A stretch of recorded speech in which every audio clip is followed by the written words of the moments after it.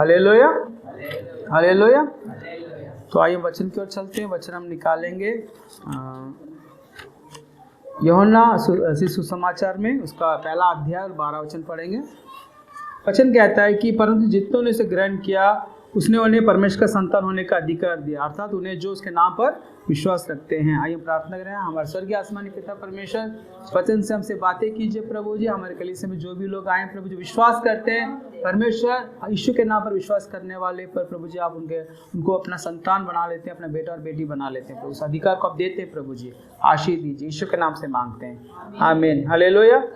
हम देखते हैं कि वचन क्या कहता है कि जितने लोगों ने प्रभु यीशु मसीह पर विश्वास किया तो उन लोगों को क्या दिया परमेश्वर ने?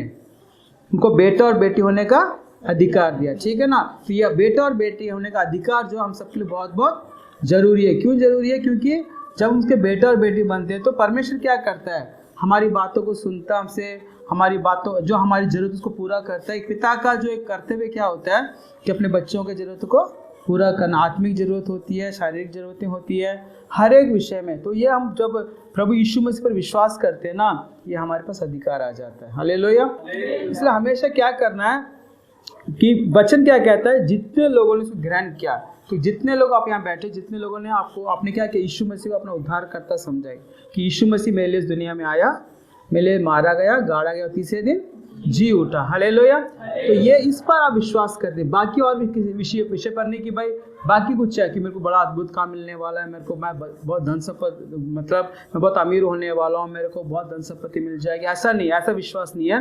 विश्वास क्या होना चाहिए कि परमेश्वर यीशु के नाम से मेरे को पापों से क्या करेगा? उद्धार करेगा, छुड़ाएगा। यही विश्वास होना चाहिए, ठीक है ना। इसको कितने लोगों ने विश्वास किया ना, उनको अधिकार मिला, क्योंकि उनके ऊपर पाप का अधिकार नहीं होता है, उनको प्रभु यीशु मसीह का अनुग्रह उनको मिलता है, ठीक है ना। तो यही विश्वास करना है। तो मगर जब विश्वास के आने के बाद, विश्वास में जब उसके बेटा और बेटी बन जाते हैं, प्रभु हमसे क्या करता है? कुछ करने के लिए बोलता है। क्या करना है बोलता है? विश्वास का जो आगे बढ़ाने वाला क्या होता है, एक स्टेप होता है। तो उसमें हम देखेंगे, याकूब की पत्री में हम निकालेंगे, याकूब की पत्री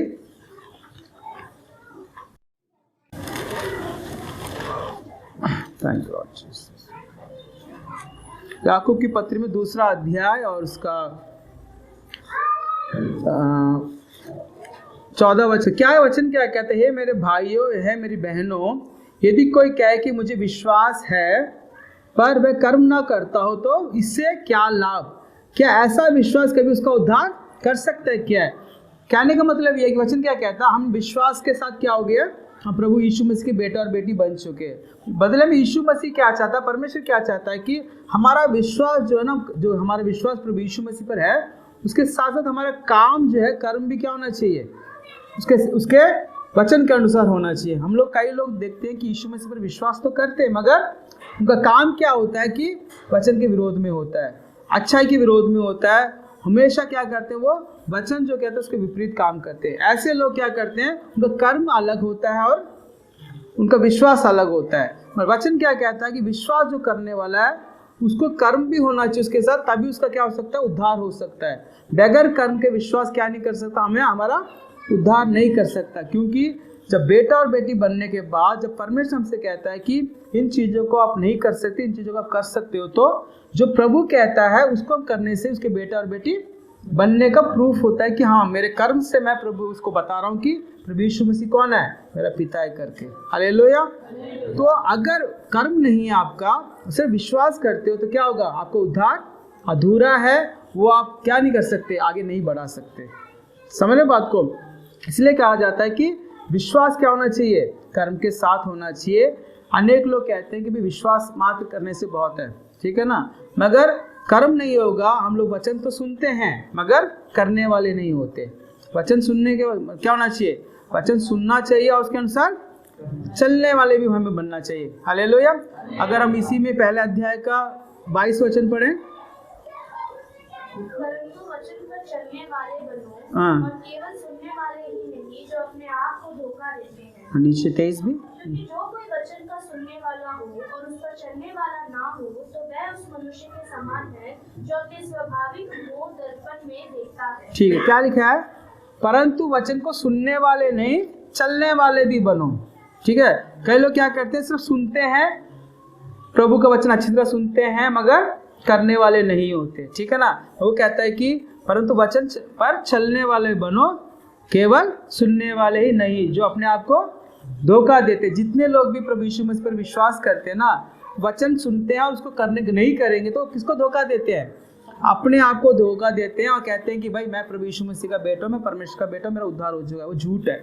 तो इसलिए हमेशा कर्म के साथ विश्वास होता है ना, कर्म के साथ ही वो सिद्ध होता है। हालेलुया। और हम देखें कि इसी में नीचे लिखा हुआ है दूसरे अध्याय का 18 से पढ़ दीजिए। कोई कह सकता है तुझे विश्वास है और मैं कर्म करता हूँ, तू अपना विश्वास मुझे कर्म बिना तो दिखा और मैं अपना विश्वास अपने कर्मों के द्वारा तुझे दिखाऊंगा। तुझे विश्वास है कि एक ही परमेश्वर है, तू अच्छा करता है। दुष्ट आत्मा भी विश्वास रखते और थरथराते हैं।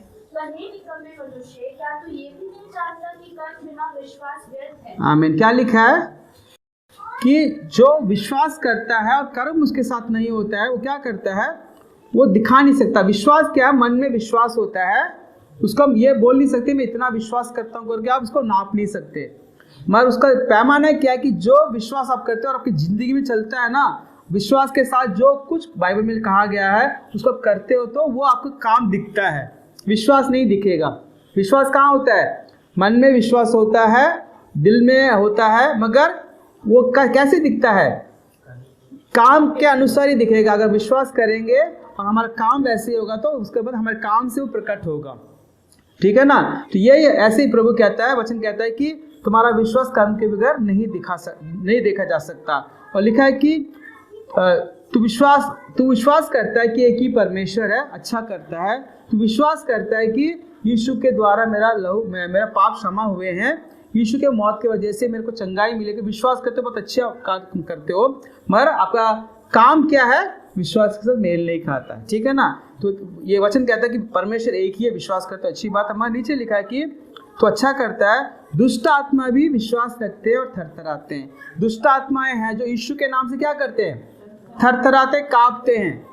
वो विश्वास करते हैं कि यीशु ही प्रभु है, परमेश्वर का पुत्र, अगर विश्वास करते हैं, मगर उनका काम कैसे है?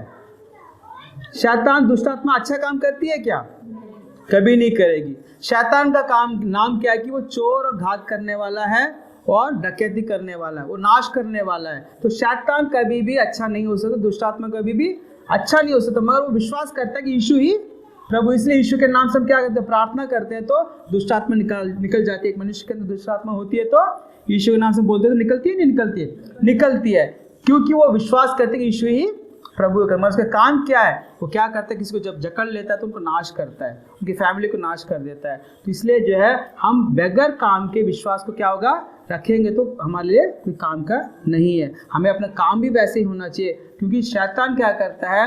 उसका स्वभाव ही नाश करना है, और हमारा परमेश्वर का स्वभाव क्या है? आशीर्वाद देना, बचाना लोगों को। कभी भी परमेश्वर हमें क्या नहीं करेगा? हमसे मतलब बदला नहीं लेता है। शैतान क्या करता है? हमें नाश करना चाहता है। तो ये फर्क आप समझ लीजिए। तो इसका मतलब क्या है कि हमें विश्वास के साथ हमारा कर्म भी वैसे के वैसा होना चाहिए। नीचे लिखा है कि पर हे निकम्मा मनुष्य, क्या तू यह भी नहीं जानता कि कर्म बिना विश्वास व्यर्थ है? कर्म के बगैर विश्वास क्या है? व्यर्थ है। तो परमेश्वर आज क्या कहना चाहता है आपसे और मुझसे? जो विश्वास करते हैं कैसा होना चाहिए?